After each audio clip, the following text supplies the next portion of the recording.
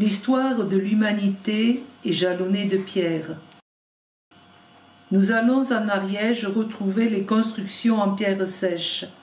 Il faut dire que l'Ariège est généreuse en pierre déboulie ou en pierre provenant des glaciers.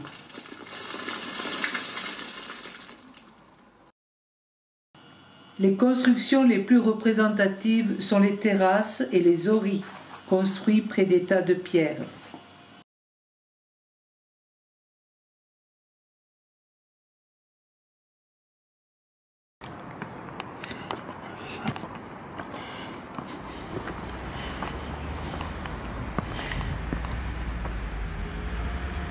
Nous montons sur le pêche de Foix qui domine la ville, encore éclairée par la lumière froide d'un petit matin.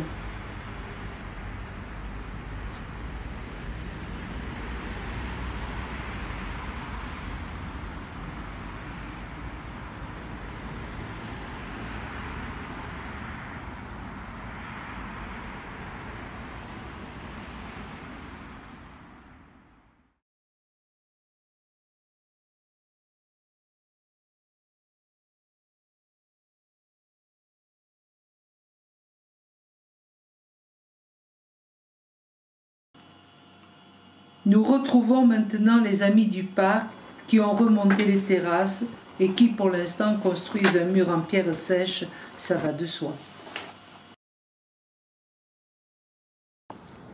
Moi il m'en faut 2. C'est pour ça que je disais que j'allais m'embêter. Je le savais. Bon bah elle, j'ai juste à la tailler un peu.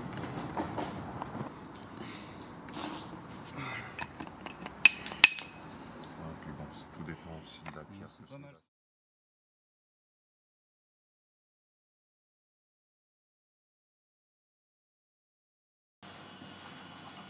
Sur le pêche, nous avons plusieurs associations de pierres. Pierres parfois dévorées par les lichens,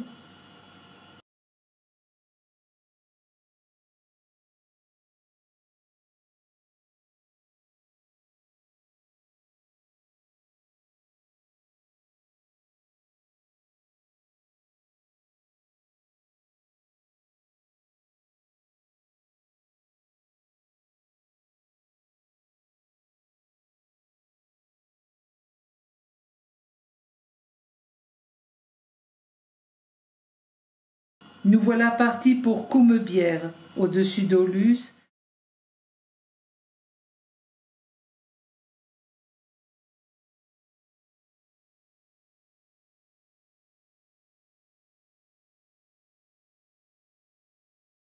dans les parecs ou enclos, pour protéger les bêtes.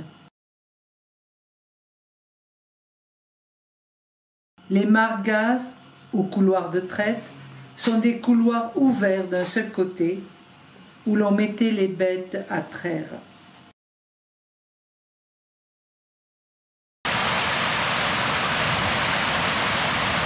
Ces constructions se situaient près des torrents, en particulier pour alimenter en eau les laïtés où était conservé le lait.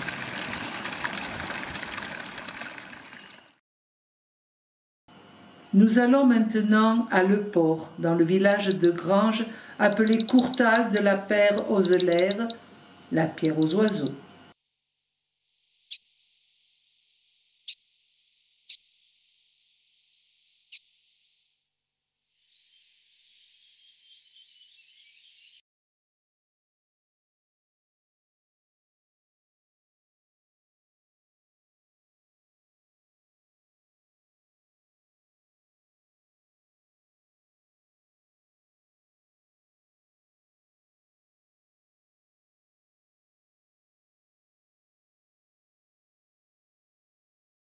Toujours à Le Port, nous allons dans les courtals des Goutettes, tout à fait remarquables par leur construction soignée.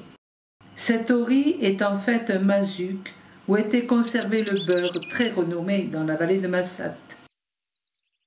Nous retrouvons encore une construction soignée. Nous avons des toits en bâtière à 2 pans, à 1 pan, et des toits en encorbellement, ou tas de charge. nous découvrons le principe de construction d'un toit en encorbellement.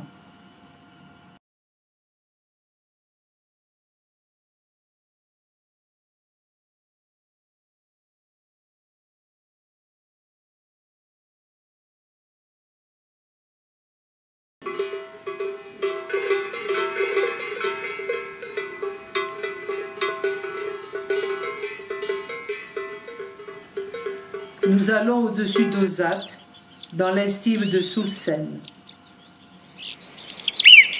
Tout d'abord, nous longeons le lac qui a englouti 5 villages d'Oris lors de son remplissage.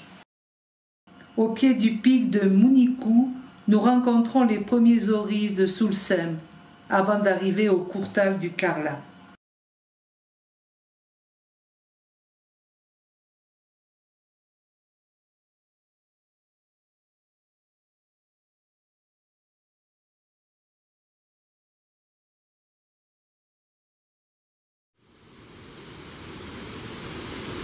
Au-dessus du verrou glaciaire, nous arrivons dans le très vaste ombilic où l'on retrouve une grande concentration d'oris.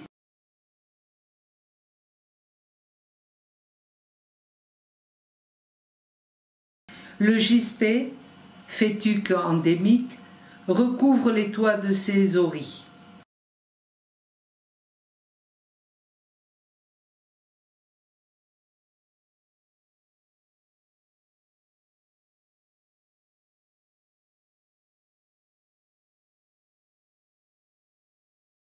Il va de soi que l'intérieur des oris est rudimentaire, mais certains ont un bas-flanc, ou jasse, que l'on recouvrait de rhodos ou de calunes pour y dormir. Le linteau de porte était une pièce maîtresse de l'ori. Nous allons sur les terrasses d'Ozat, exposées plein sud, véritable four solaire.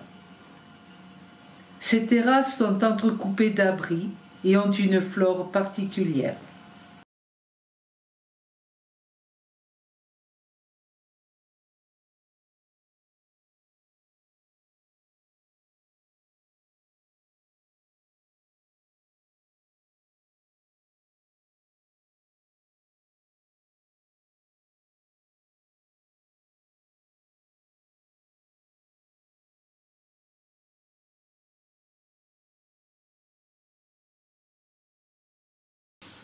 Nous partons toujours à Ozat pour le grand ombilic glaciaire de Bassiès avec ses nombreux lacs. Pour cela, nous passons sur le pont de Berger réalisé avec de remarquables traverses de pierre.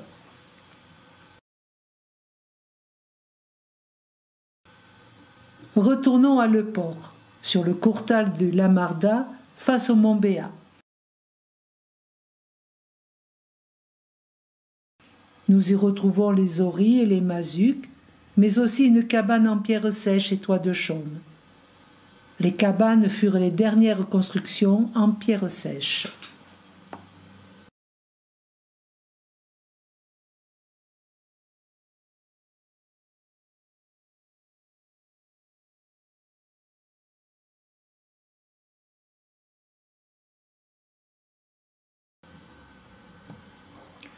Dernière halte à Saintin, pour découvrir les longs murs de clôture des prés et des chemins.